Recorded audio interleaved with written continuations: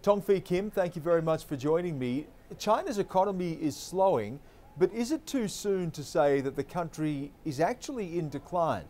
Well, no one can really tell, and I think those people who say that China has already peaked is still in the majority.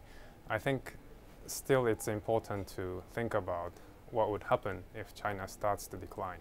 And when we look at that, what are the implications for the rest of the world? Obviously, Australia relies very much on China's economy, but during a global recession, China was also a force of strength and growth for the rest of the world as well.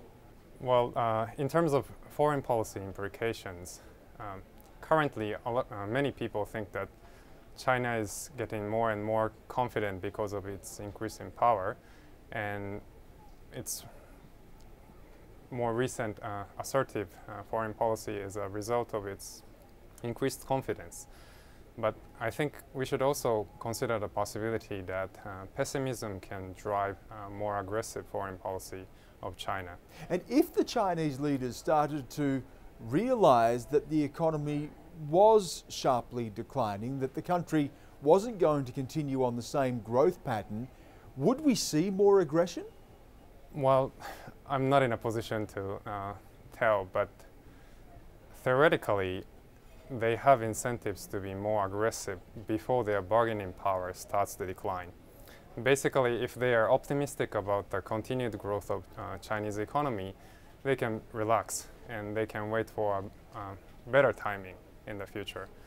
But if they realize that their power will not increase more, then they somehow need to take the advantage of the current image of rising China.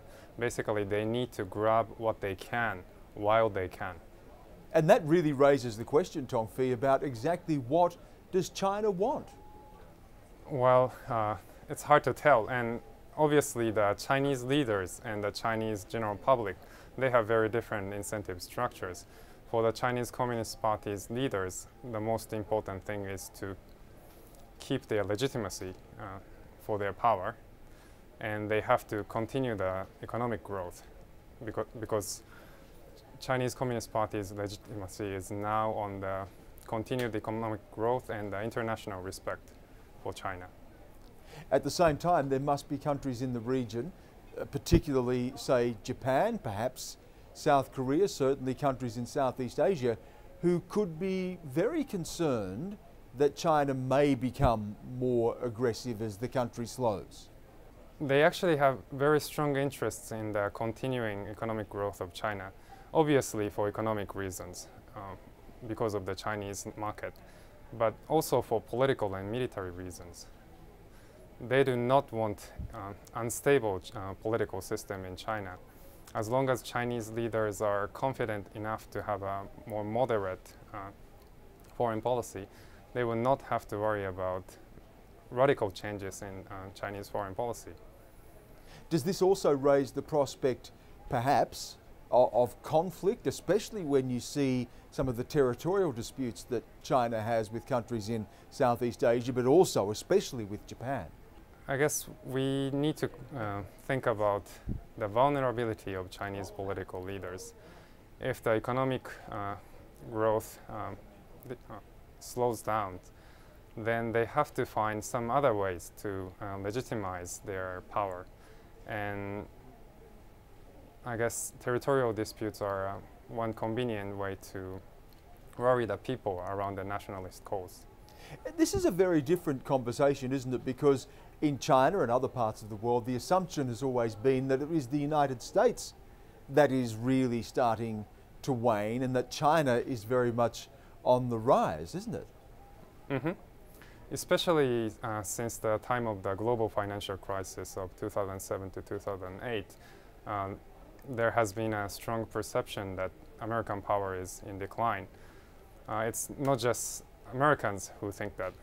Chinese people also very much agree with it, and according to Wang Jisi, it's almost a political correctness to say that the United States is a declining hegemon.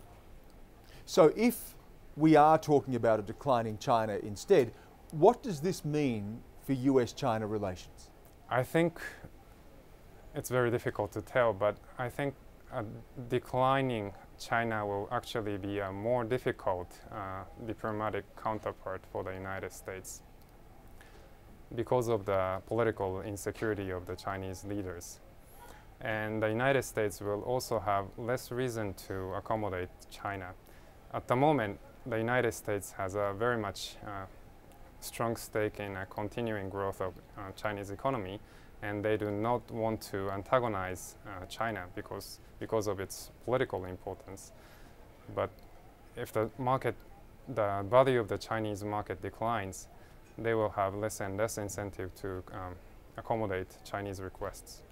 It was certainly a fascinating conversation, and one that many people are now having as well. Tong Fee Kim, thank you so much. Thank you.